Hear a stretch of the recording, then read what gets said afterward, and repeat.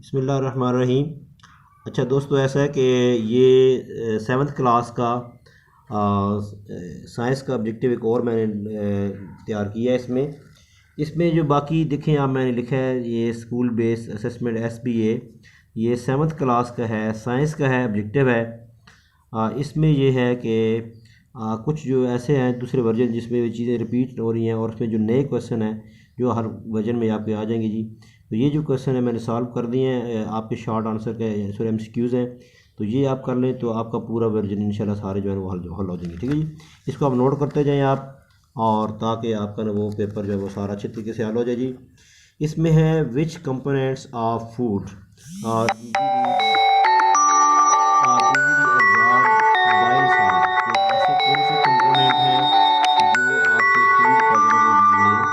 Salt bile salt जो है उसको ऑब्जर्व करते हैं। तो फैट्स हैं, क्योंकि इसमें चतनाई आंसर है, फैट्स पे आप टिक करेंगे जी। ओके जी, इसके बाद दूसरा है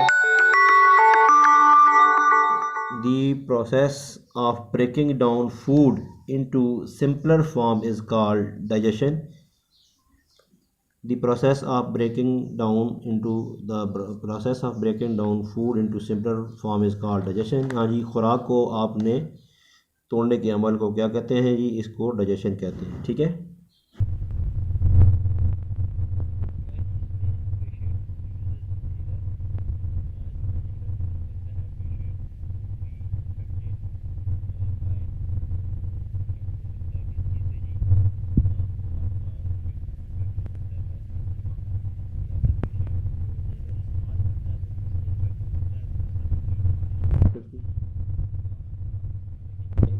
उसके बाद है जी कि cross pollination produces which type of plants as compare to self pollination.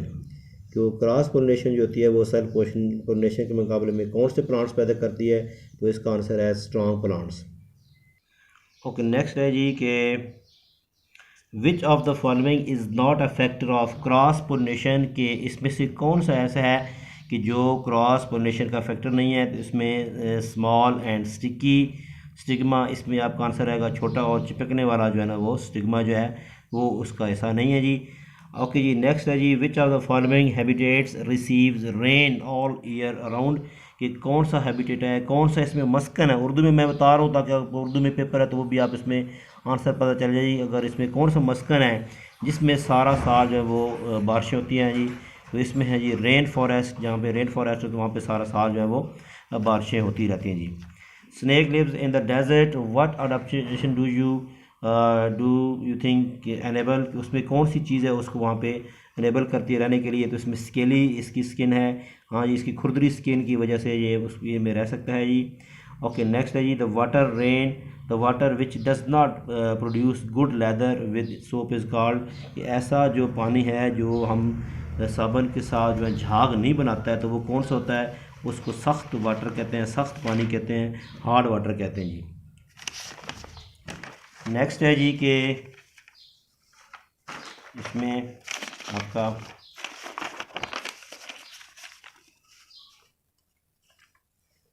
Which one of the following is a chemical formula of table salt. हाँ जी, इसमें खाने वाला जो नमक है उसका कौन सा फार्मूला है जी? उसमें NaCl है। इसमें आपने याद रखना है कि Na में N कैपिटल लिखना है और Cl का C कैपिटल लिखना है। A स्मॉल आएगा, C बड़ा आएगा, L छोटा आएगा। ठीक है जी। An element has +3 valency, how many electrons it can share, जिसकी जो है वो वैलेंसी 3 हो वो कितने इलेक्ट्रॉन शेयर कर सकता है जी। नीचे है जी given below diagrams shows which element. यहाँ पे एलिमेंट्स बने होंगे, अगर आपको ये आ जाता है तो इसमें डायग्राम मिस है किसी जगह पे। अगर आपकी डायग्राम मिस होगी तो आपको ये पूरा नंबर मिल जाएगा। अगर आपके पास डायग्राम है तो ये डायग्राम कौन सा एलिमेंट, कौन सा आंसर यहाँ पे होगा कि कौन से आंसर को ज़ाहिर कर रही है, तो उसमें ये इस तरह के अगर क्लोरीन वगैरह इस तरह का अगर आ जाए तो इसमें मैग्नीशियम वाला जो आंसर होगा वो आपका आंसर होगा जी। Which one of the following is physical change, आप इसमें बताएं कि तबई तब्दीली इसमें कौन सी है फिज़िकल चेंज, इसमें जो है कौन सी है? Melting of ice into water, बर्फ़ का पानी बनना जो है वो एक फ़िज़िकल तब्दीली है, वो तबीयी तब्दीली है जी। इस पर आप टिक करेंगे जी। Which physical properties of fertilizer make the useful in agriculture, के जो खाद की जो होती है कौन सी खसूसियात उसको जो है ना वो बहुत अपना ये एग्रीकल्चर में जो है ना वो मुफीद बनाती हैं। इसमें लिखना है आपने ये पार्टिकल साइज़ एंड हार्डनेस, इसके जो दाने होते हैं खाद की उसका साइज़ और उसकी सख्ती उसमें कितनी है या उसका साइज़ क्या है जी। ओके नेक्स्ट है जी। Which are the following substance exchange heat better, कौन सी चीज़ है जिसमें हीट जो है वो जो है ना वो जल्दी से जज़ब हीट गुजर सकती है, ट्रांसफ़र हो सकती है जी, एक्सचेंज हो जाती है, तबादला हो सकता है। उसमें आपने लिखना है ठोस चीज़ें जी, सॉलिड चीज़ें होती हैं जी। What should be the colour of paint for the houses in the cold countries, ठंडे इलाकों में सर्द इलाकों में जो घर होते हैं उनका जो है वो पेंट का कलर क्या होना चाहिए, उसका रंग है जी ब्लैक, काला रंग होना चाहिए।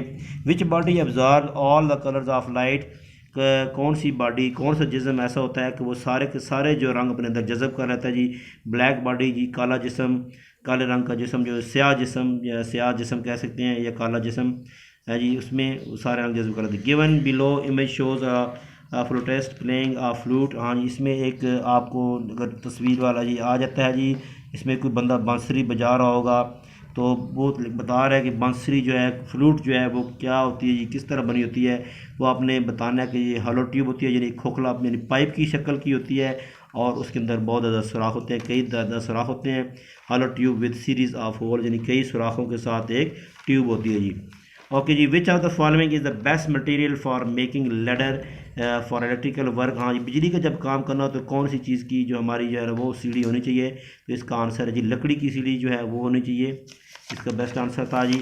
ओके नेक्स्ट है जी कि which precautionary measures of electricity is shown in the diagram, यहाँ पे मुख्तलिफ डायग्राम होगी और इसमें बिजली की कौन सी हिफाजती तदाबीर दी गई हैं जी।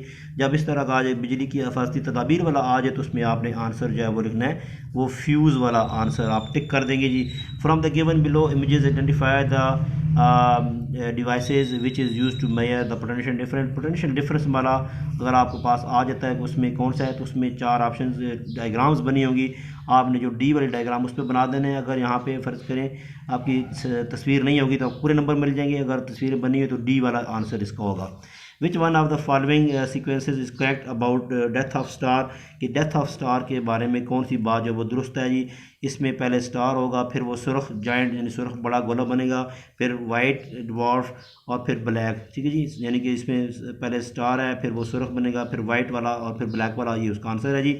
We use dash to see the astronomical objects, हाँ जी फल्कियाती अजसाम को देखने के लिए, फल्कियाती अजसाम को देखने के लिए हम किस चीज़ का इस्तेमाल करते हैं, तो इसका आंसर है टेलीस्कोप, आप टेलीस्कोप पे टिक करेंगे जी।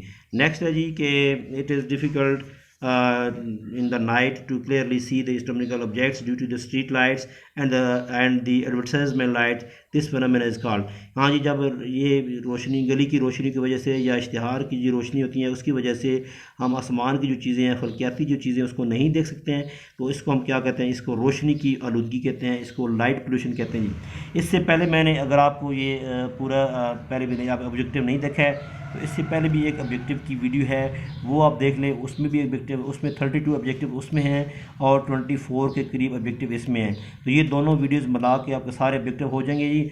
और इसके साथ ही मैं जो है थोड़ी देर बाद आपको सब्जेक्टिव पेपर जो है वो साइंस का देने लगा हूँ।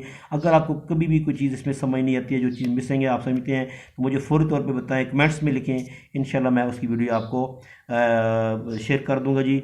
और मेरे चैनल को सब्सक्राइब कर लें, बेल आइकन भी दबा लें ताकि मेरी कोई वीडियो हर नई यानी अरबी वीडियो जो है वो मिस ना हो। और अगर आप नई क्लासेस में चले जाते हैं, अल्लाह ताला करे आप सबको कामयाबी दे, आप अच्छे नंबरों से पास हो जाएं, तो आपके लिए ये दरवाजे खुले हैं। और नेक्स्ट उसमें क्लास में कोई भी मुश्किल होती है, किसी भी सब्जेक्ट में मुश्किल होती है, आप मुझे कमेंट्स में लिखें, मैं आपको उसका सोल्यूशन देगा जी। थैंक यू जी, अल्लाह हाफिज़।